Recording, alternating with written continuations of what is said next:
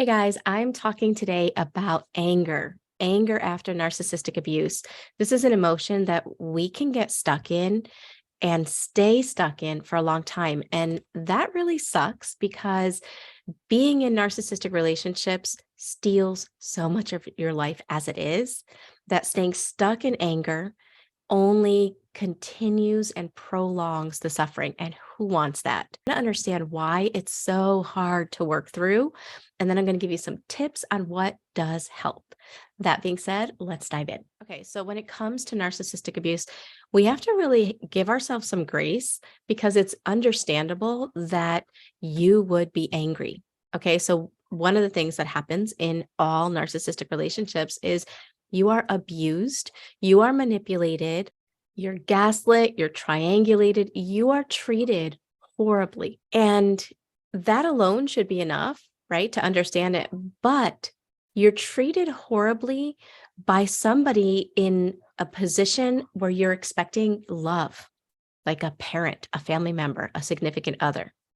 So I was watching one of John Bradshaw's videos where he was talking. He does the book Homecoming, which, by the way, I read the book and I saw his videos. I love the videos so much more. I love his personality. He's actually really, really funny. But anyway, in that video, he talked about how when you come from abuse, he compared childhood abuse to people that were in a concentration camp. Okay. And what he basically said was, and I know that's a delicate subject, but what he was saying was that if you were in a concentration camp, you had an enemy, but you expected them to be your enemy. In childhood abuse with a narcissistic family member, the enemy is in a role where there should be love. And so that alone is twisted. And on top of that, in a concentration camp, you have other people that have that common enemy. You can talk about it with people. In a narcissistic family system, you are raised to not say a word. You can't ever reveal the truth about what's going on behind closed doors, or you will get severely shamed and punished. So that kind of treatment in those kinds of relationships does so much damage to the psyche. Another reason emotions like anger are so hard to process and let go of after narcissistic abuse is because you were shamed anytime you felt angry. You were probably made to feel like anger was bad, right? If other people were angry, it was your fault and you were to blame. And when you were angry, you were bad and there was something wrong with you. So there's this bad relationship that we develop with our own emotional states, one of them being anger. So the child grows suppressing, willingly trying to suppress what naturally is coming up, right, in the body, their emotions, being angry about how you're being treated. That's getting suppressed. And then what happens with trauma is your brain starts seeing, oh, anger brings about pain and fear for you. So let me help you. And then your survival brain kicks on and begins to disconnect you from your own emotional states. So then you have suppressed anger combined with repressed anger, repressed being unconscious. You're not even aware of it. And then in our adult relationships, right? When we're angry, if you're with a covert narcissist, especially if you're with a covert narcissist and you are happy, you're punished.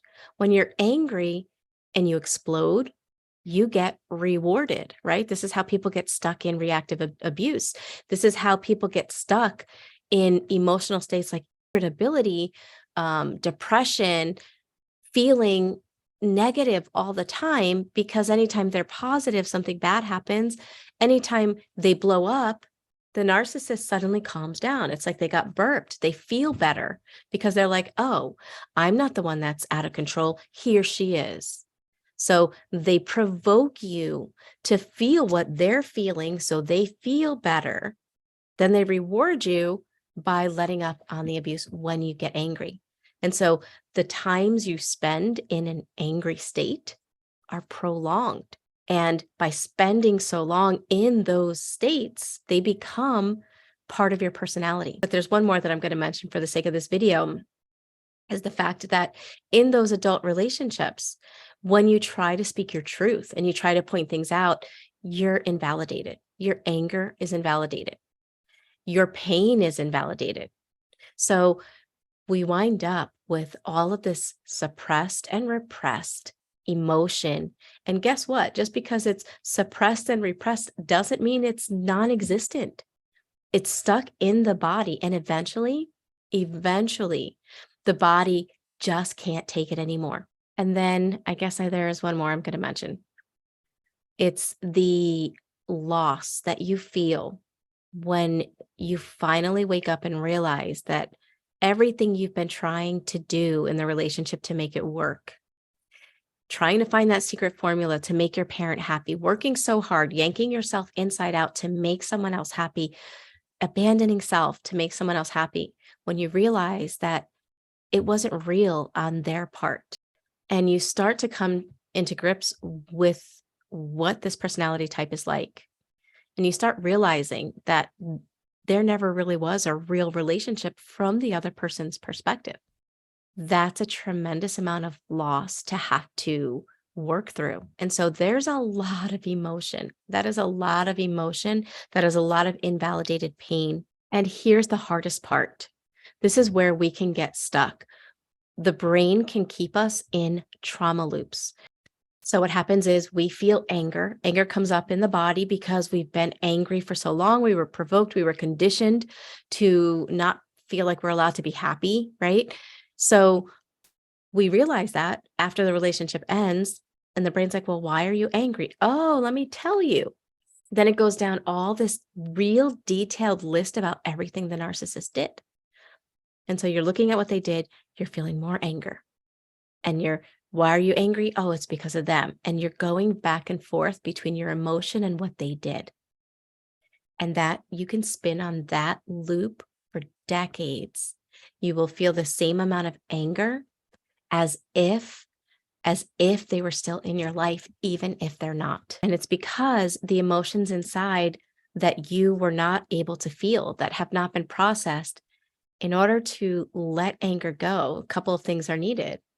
The first is we need to metabolize that stuck energy. It's not something that we learn, oh, the narcissist did this, it was wrong, and therefore, now I'm moving on. The energy of that anger, it's like it's stuck in the body.